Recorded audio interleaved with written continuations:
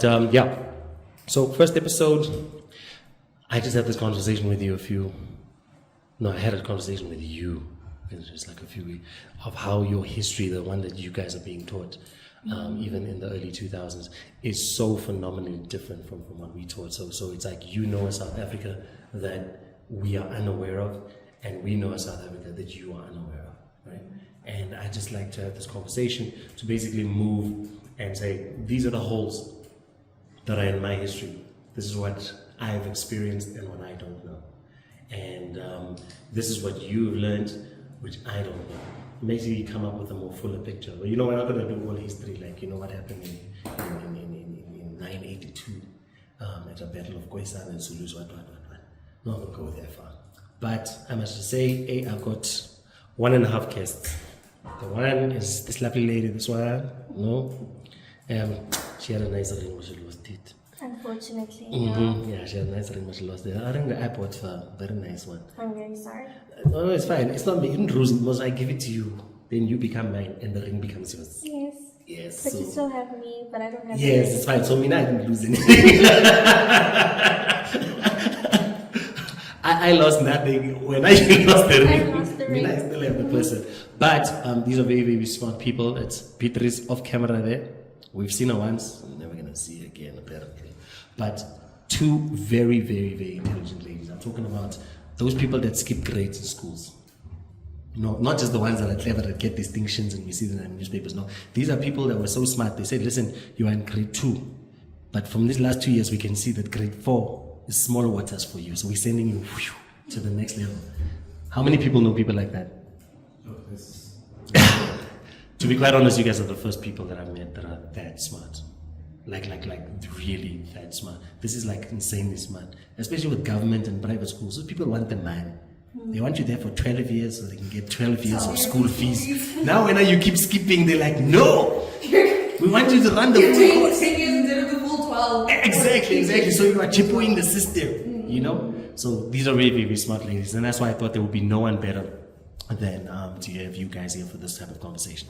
So, all that being said, starting right at the beginning, right? We obviously know that there's a South Africa that exists before there are white people. You know, some people call it BC, not in before Christ. They call it before Christendom or before civilization. I had a PA that used to say that when before white people came in. But before that, there was an indigenous people over here. These were the Khoisan, hunter-gatherers, right? But the Khoi are not necessarily hunter-gatherers, they're pastoral. So they do have, or they later developed, having their own sheep, having their own cows, and then they were nomadic in the sense that they follow the land wherever the cows go. So similar to the nomadic tribes that were in Mongolia with Genghis Khan, then where they had grazing horses, and then when it gets cold this side, the horses need to go somewhere else. They then move with those horses. So they are nomadic in that sense. That means that they don't make permanent structures where they stay. The Khoisan is similar. You know, we move where there's no water, we move away. If the water comes back, we move back. This is our route, right? They here first. Then after that, we get Nguni and Sutu peoples that then move down. Legend has it that they're all the way from Central Africa. We don't know where exactly, but the Bantu tribes have something similar, something in common with the Zulus, the Xhosas, the Tsongas, the Shonas, the Ndebele, people in Zambia, etc. They all have certain genetic phenotypes. They are all similar in that regard. Versus what you have, a Nilotic strain, which is the people of Egypt, the people of Sudan. You can just see from their appearance that they look very different from us. And then you've obviously got our brothers from Oran, very big, very powerful, very fast. So they look like they're a different, well, I could say a different breed of people. But these people then move down along the east coast of Africa, Zambia, Zimbabwe, Zimzam, coming down into South Africa. Eventually they move down all the way into the Eastern Cape, right? The Western Cape is still not quite Xhosa. The Northern Cape is quite desert, still not quite Xhosa or anything else. But the Eastern Cape is quite full of Xhosa people, which are a type of Zulu, if we can say that. Swati people are a type of Zulu, or Zulu people are a type of Swati, you know, I could say. But these people, as they move further south, closer to the Khoisans, their languages change. So that's why, for instance, Tswana and Tsonga do not have clicks in them, right? I mean, Tsonga wouldn't have any clicks in it, and Pedi doesn't have any clicks in it, right? Right? Yet it's like a version of Sotho. Yet when you go to Sotho, you'll find that they have clicks in their languages. And then the Xhosa people have more clicks than the Zulu people, who have more clicks than the Swazi people, who have more clicks than the Ndebele people. So it seems as we move further south, closer to the Khoisan people, there's an interaction between these languages, and there are words and sounds that cross-pollinate between them. So it seems that the closer you are to the Western Cape and the Northern Cape, where there are people that speak these highly clicking languages of Khoisan, Griqua, Nama, those type of things, your language will also pick up these clicks. You know, so me, myself, I'm Swati, we've got one click. It's not really a click, it's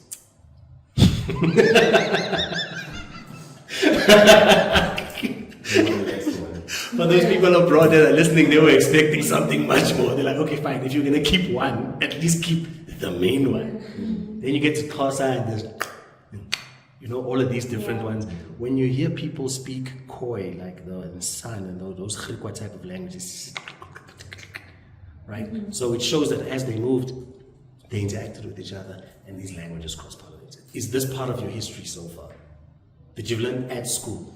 I mean, if I can recall correctly, I think See, ma'am, if you could move closer. I think She take my careful. Don't worry, actor's very good. They'll make you yellow. about the Khoisan people. Yeah, so you've heard about the Khoi, and we know that they are essentially what you call First Nation. Yes. So when they came here, we assume that they found the land empty, right? And they moved from place to place, following the animals, following wildlife, following water, etc. So you guys know that. Do you know about how the languages then developed? No. So you see, this is another strange thing, because when I spoke to people when I went to varsity, it's the first time I met people from Zimbabwe that I could actually speak to, you know, it's not like passing on the street. And all of the Shona people used to tell me that Shona was like Zulu, right? And I would listen to this thing, I'm like, what? What? No, it Sound doesn't. anything. But that's because the characteristics that I associate with Zulu would be Z's, the way they speak, that strong way that they speak, and a few clicks, right? But for them, they don't really look for that. There are other similarities between the languages. So for instance, when I speak Swati to a Zulu person, they tell me that it's not really Zulu, it's like, what did the one say? It sounds like a child learning to speak Zulu that hasn't figured out all the clicks yet. Oh, okay. You see, but then we can hear the similarity. And then when you hear some people speak like Sotho, like the real Sotho, you can hear that there's some relationship between this and like Xhosa because of the clicks and stuff like that, right? And then when the Europeans come in, it's obviously something different. They speak languages, and those languages also impact us, and our languages also impact them. Can you guys think of a few words that might be in our language but are from European languages?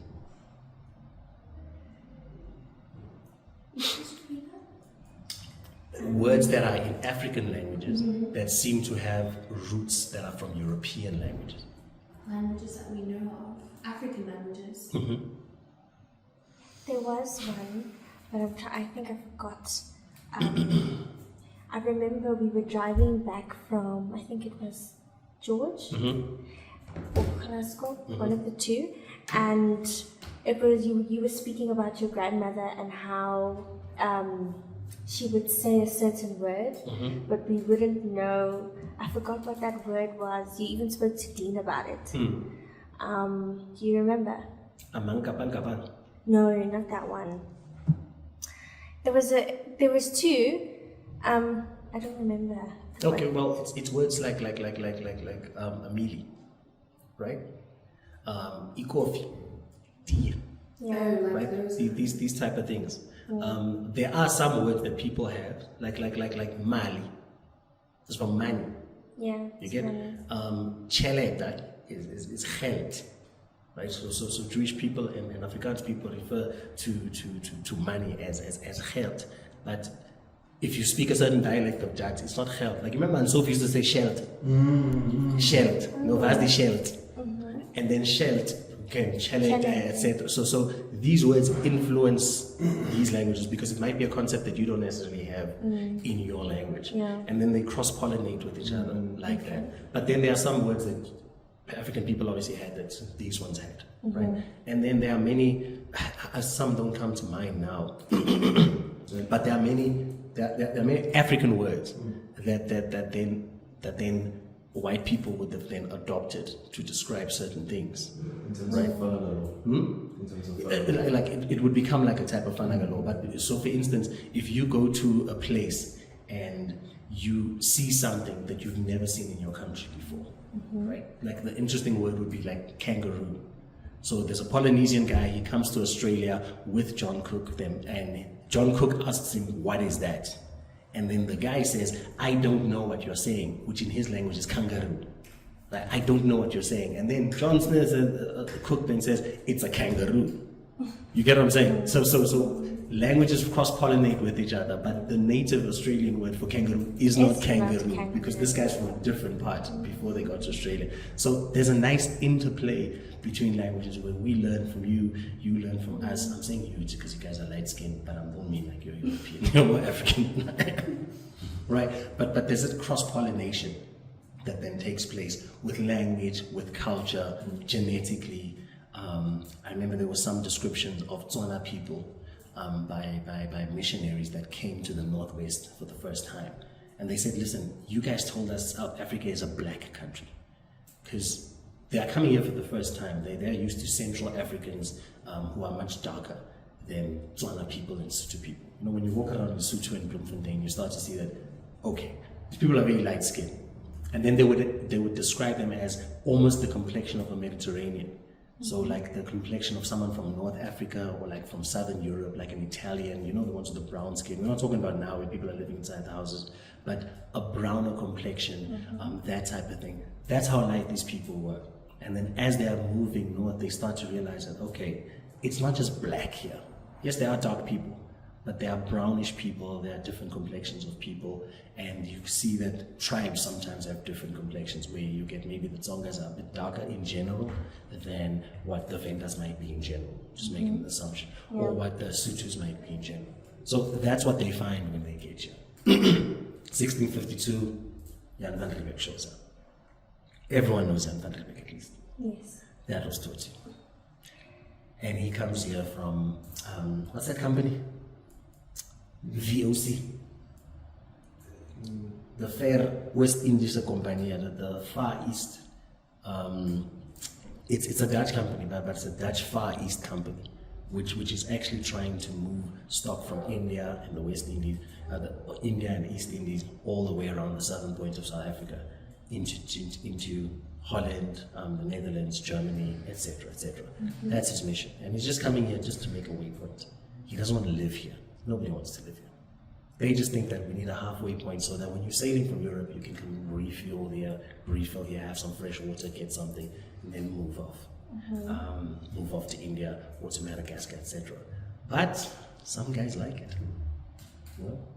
Pretty people, pretty scenery, pretty weather, and they start settling, start having families, start building. And then in his correspondence to the Dutch East India Company, he keeps on saying that, no, we are just working. He knows very well that some of these guys have settled down here. These guys are not coming back to Amsterdam. These guys are happy here. Because you must remember that it's a very nice climate that we have, especially around the Cape, right? It doesn't snow, whereas in their countries it does. It's warm-ish all year round, but it's not baking hot, right?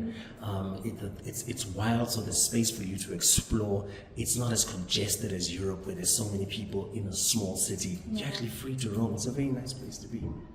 And they come along, they set it up. Eventually, these colonies set up, and as the colonies grow, obviously people get further and further away from the central point, and they start interacting with other people. They interact with the Khoisan, the Strandlopers, the people that are around there. Eventually they meet Xhosa people, and they very quickly realize that these people are different from these ones. Because these ones are pastoral, but they tend to have a place where they stay. They're not nomadic. And then they move and move and move and move, and eventually they find, everything else. But that is more or less how it starts. And the reason why it starts, well, they come here in the first place is because the Muslim Empire has taken over Turkey and the Middle East. So they can't pass there and get their goods from the East to here. So they need to find a new route. And they remember that Vasco da Gama found Cape Town. We just need to go around that way. And that's that. Interesting. Well, how do you guys feel about saying South Africa was discovered?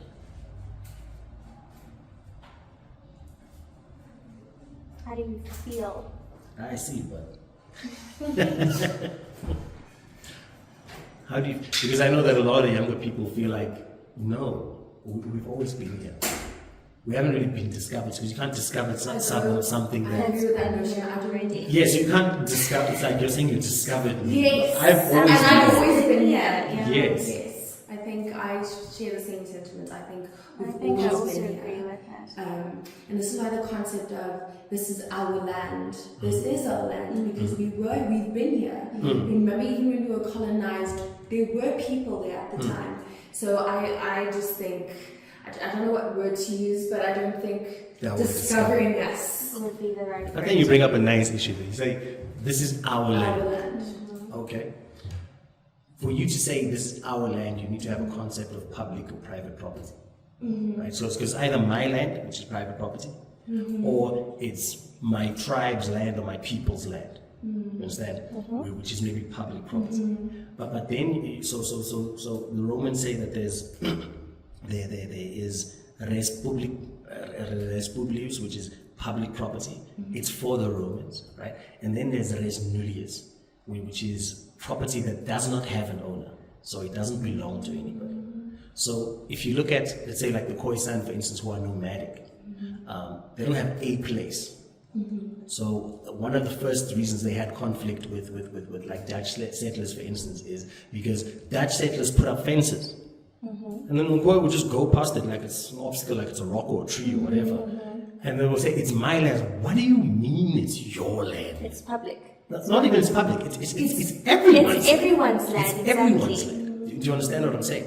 So their concept would be, no, it's not our land or your land or my land. The land has always been here, dude. It's ours. It's everybody's nobody's at the same time. So I can move Everybody's and wherever. nobody's. You get what I'm saying? Then when you get closer to Nguni cultures where there's more public land, so the chief holds all the land in trust, but it's our land. All of it is our land. So you can let your cows graze wherever you want to. I can let them graze wherever I want to. No one is going to say, hey, brah, your cow's on my land. We're on my Trespassing. side of You're the trespassing. farm, yeah. No, you're not trespassing. It's public. But it's public in the sense that it belongs to a certain tribe. Right? So if you are then some other settler come showing up here, it's not your It's land. not your land. It's their land. It's not my land, it's Yeah. our people's land. Yet the European conception of land is that land tends to belong to a king that holds it in trust for all of us, and then you get a title individually for it. So your title You own is it privately. yes. So then you have the right to use that property exclusively. So it's yours, It's yours. right? Which then gets me back to the question you're asking, which is, how do we then say it was our land? Especially, let's say the land around the Cape, which is mostly Strandlopers, First Nation people. The land was public. So it's public. Okay. And it didn't belong to their king. Okay, And okay. it wasn't theirs to take in the first place. Who's this lady? I don't know. I just. Oh! Is this a guest? No, it's his cousin. I just think Oh, really? if you own something, let me create a scenario and analogy. If you own something, Can you please get a microphone? Yeah. Because you're making nice points there, but don't worry. I promise, you know the guy, you'll be dealing with him more, right? Sit next to it, we'll cut the video. okay. So come Okay? closer. Come closer, don't worry. No? People will be thinking that you're a scoba with a nice voice. Scoba, you know those ones, those are voice for They radio. must just. They must They imagine. must imagine. Okay, cool. So I just think if you own Then you turn it something, your way. if you own something, your car, right? So let me make an example with your car. You own your car, and I happen to, it's probably just sitting in the parking, and I just use your car. I rock up on it, and I say, listen, this is a nice car. I'm going to start using it. And then you come to me and say, but hey, this is my car. You know, I've always used it. Maybe, you know, my grandfather left it over to me. And I say, no, but I found it. Nobody was here, so I decided to take it. Doesn't mean I suddenly own it. No, I see your point. Do you see my point? I think maybe land is something different. Just because a quick one. Since I just want to... I just want to add something. The car example was quite nice. But I'm just the question that I have that's coming to mind right now is that obviously they're coming in and to them they probably think that this land isn't owned by anyone. Now, if somebody has a claim on something, obviously you need to have a proper claim to then say that it's mine. But what makes it theirs? What makes it? That's a good question. I think she's asking another very nice question. She says, what makes it theirs in the first place? In the first place. So for me to say, you're saying that it's my car and then you come and take it. Alex is asking, why is it my car to begin with? So I come to Cape Town and then there's people that don't have, let me say, an immovable property concept of ownership. So they believe that, because obviously there's my spear, that there's my bow and arrow, there's my wife, there's my child. We can get that there's a private sense of ownership or entitlement when it comes to certain smaller things. But when it comes to land, it doesn't seem to be there, right? So if I'm dealing with somebody that doesn't see the land as theirs, Exactly. right? Am I taking something from them? Because it's not his as far as it's concerned. It's for everyone. I'm just saying, okay, it's also for me. But I'm just taking this portion. I won't use your portion. So instead of me using everything, I'll just use this one. You get what I'm saying? So that's where the first conflict comes in. However, when it comes to Xhosa and Zulu people, it's quite different. Because the interactions there with them and the Europeans is that they recognize that the Xhosa sees this as theirs, even though it's publicly owned. So they need to make treaties with the Xhosa chiefs, with the Nika and all those people, in order to say, can I have access to this land? So still using his concept, let's say, listen, can we also have access to that land? And eventually it moves and moves and moves from the Cape all the way up to the Fish River, which is more or less close to the border, and the Kai River, which is more or less the border between the Eastern and the Western Cape, right? But once the Cape starts getting full, the problem arises again, because now there's a lot of white settlers here, and they need more land. But what gives the white settlers ownership? There's two ways. So for instance, the Germanic way, here's an interesting thing. When Christians came to Germania, right, which is north of Italy, etc., where you start to get Germanic people, Dutch, Swiss, German, those type of people, and they come with the concept of the 10 Commandments, for instance. They really didn't have much of a problem with 9 of them, right? But what they didn't really clout, what took the longest, was killing, for some reason. And the reason was that, why am I not entitled to kill somebody? Why is it wrong for me to kill somebody, right? If I need to get their stuff, for instance, because remember, the killing is not to say you can't kill your people. It's don't kill. Do not murder. Thou shalt not murder. So it means that when I'm a German and I get to an area, and Germanic would obviously include Nordic, etc., and I am Viking, I'm Thor, and I come to England, and I meet this Gaelic person, right? And I want their stuff. I'm a raider. Why can't I kill them? Because obviously they're not going to give me their stuff, right? So if you give me a commandment that says I'm not even allowed to kill them, it means that my entire economy then needs to change. Right. So Germanic tribes at the time are moving around, and as they go, they get new land, new farmland, new stuff. But in order to do that, there are people there, because Europe's not big. Europe's maybe, it's larger than South Africa, if you exclude Russia. But there's a lot of people there, and they take land from each other, and in doing that, they kill Each other. So here comes a Jewish-looking guy, right, wearing robes, and he tells me his God is more powerful than my God. And he says, oh yeah, that God says you can't kill. You see that there's an immediate, when he says you can't steal, it's like, yeah, it makes sense. I've got my stuff, I don't want anyone else to take that. Yeah, you know, adultery, yeah, married ladies, off. Once a week I must take a break, great. Yeah. Take a break, yeah, cool, right? So all of those commandments are fine, but the killing one is a problem, because if my business is raiding, pillaging, killing, and taking stuff, For you to tell me that God tells me not to kill, it means that my business, my core business is a sin. You get what I'm saying? So that is one concept that they have, the concept of conquest and taking over. So if I conquer your people, I then own your land.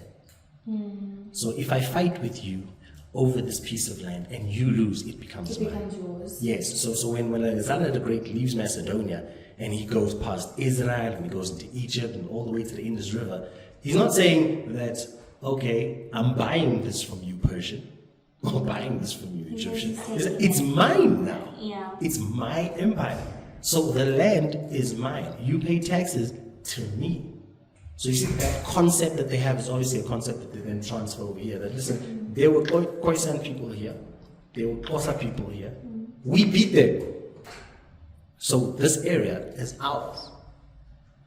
I took it. I'm a man, walk. So do you see? That's in how they claim They fought for it? Well, that's one way. That's one way. The other way is obviously it's either commerce or conquest, right? And then there's a third way, which is what we call homesteading or prescription. Prescription means that if I am in an area where there is nobody, because at the time, yes, it's true. South Africa, the whole thing was big, but there were places that were uninhabited, right? So it might be a desert area, it might be far north or whatever. If I stay there without using force, without using deceit, without using some type of underhanded methods, right? And I stay there without anyone's permission. After a while, the fact that I've used that land, worked that land, it means that that land becomes mine, right? So what it then means is, for instance, we still have that in our law, right? It's called acquisition by prescription, but it's 30 years now. It was a lot shorter then. The requirements were simply nek vim, nek klam, nek prekare. Vim means force, klam means deceit, prekare without permission. So I'm going there without force, without deceit, and without permission. And I have this land for a certain number of years. You have not come. No one has done anything. If no one interrupts my possession of it, it then becomes mine. Because I can assume that if you have not come, after 30 years, you don't want this thing. So we'll let it rather be useful. So that's a concept that exists even in Roman times. So if I come to a space that's uninhabited, and no one is using it, right? Let's say portions of the Northern Free State where it's quite dry, and no one can really have a settlement over there. And I come with some technology and say, okay, fine, I can actually have a well, right? And I've got these technologies to farm over here, and I keep this place for a certain number of years, and that's how I acquire ownership. So that's one way of that. So there's conquest, there's contract, there's this prescription that they then have, which is basically taking land that's not being used, keeping it for an amount of time, and then it becomes mine. In addition to that, South Africa is very, very similar to the United States. I actually think that South Africa is not the RSA, it's the USA. It's the Union of South Africa or the United States of Africa. That's it. Because what the Americans did is that they also came, set up a little colony, and then they moved. But then, once the 13 colonies were established, they said, listen, if you go west and you find land that's not occupied by Indians, and you put up a fence, and you work it for 3 years, it's then yours. As long as you then say that it's part of Virginia or Louisiana or whatever case may be. But it's yours privately. It's just under this jurisdiction. And people came in thousands. And eventually they moved all the way from the East Coast of the United States all the way to the West Coast. By using what we call homesteading, means I set up an establishment where there's nobody else. I protect it, I demarcate it, then it's mine after a certain number of years. And that's how they move. So those are their concepts of how I gain ownership. In African culture, it might be a bit different because the concept of maybe private ownership might not be there, especially when it comes to land. I think they still use those PTOs, like in Guyana and stuff like that, where you go to the chief, right, and you get a PTO, like a permission to occupy. So it doesn't belong to you, but you have the exclusive right to then occupy this particular property. So you're a tenant. Kind of, Yeah. you know. So the concepts are quite different. So when you have this clash of concepts, obviously trouble is going to come. Because the land is owned by the chief. Yeah, but the land is owned by the chief in trust. So he's like a trustee. You know? He owns the land, it's in his name, but he's basically administering it on your behalf. That's like a trustee. You understand what I'm saying? So when white settlers then come, it's a totally different thing. They're saying, no, this can be mine. Just mine. And you, Khoisan man, stop jumping this fence. Says, I've been jumping this fence for 1,000 years. This fence wasn't, you put up the fence and then all of a sudden the land changes. Nonsense. Yeah. Nonsense. This kudu jumped the fence. What am I supposed to do? I'm hungry. I must stop. And then your goats keep going here in front of me. This free food. I must not eat. I've got a family, guy. Yeah. So that culture clash really was really terrible in the beginning, especially for smaller like nomadic tribes like the Khoisan and stuff like that. Yeah. Which, I really have seen very, very few First Nation people in South Africa. Where did they all go? Well, there was actually an official genocide in the Cape, right, where the farmers got together and they were sick and tired of these Khoisan people jumping their fences. And the magistrates would then give them permission to say, listen, if you kill one, we'll give you $1, right? So they would go and kill all of these people and come back with the receipt to claim this cash. You can actually see it at Freedom Park, right? They've got lists of those receipts to say, I killed 100 this day, I killed 20 this day, etc. Just to clear the land, because the Khoisans are different. They have the space. But the Khoisan These ones are moving around. So they saw them as a pest. And this is a very dangerous pest. I mean, it's a full human being, hands, fingers, thumbs, jumps over, can make plans, etc. And just ravaging your space. So yes, there were genocides in South Africa where hundreds of Khoi men, women, and children were just killed as pest control, if you can say that. Pest control. Yes, because obviously if I have a homestead and these people keep on coming and building on here, I can't say that I've had exclusive use for 10 years, 20 years. So Keep on setting up settlements. the unaliving of so many people was pest control. They thought of it as pest control. Yes. The people they let found. me just get this up here. I'll just put it on screen. No, because like the Americans, when they describe black people, they say that they were 3/4 of a man. They were a full man. So in terms of them in South Africa saying that they pest, meaning that they are unruly, they're in the land, and they're not authorized to be there. Like, and But let's just say imagine a cockroach. the mass coming into your house without unaliving of inviting. human beings being referred to as pest control. No. The pest control is what I'm using. But That's it's more or less it's that. more or less that. It's like we need to keep them away, and the only way to do that is to unalive them.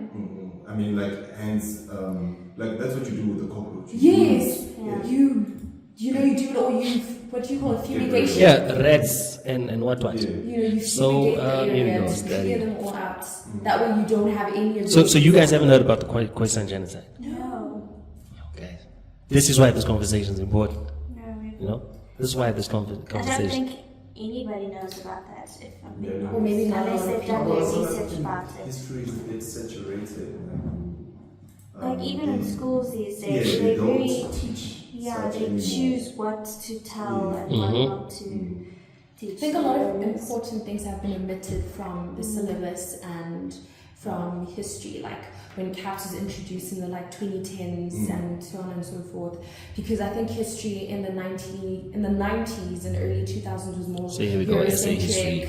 and .co.za. then in the 2010s it became poses about indigenous people, but also not in depth.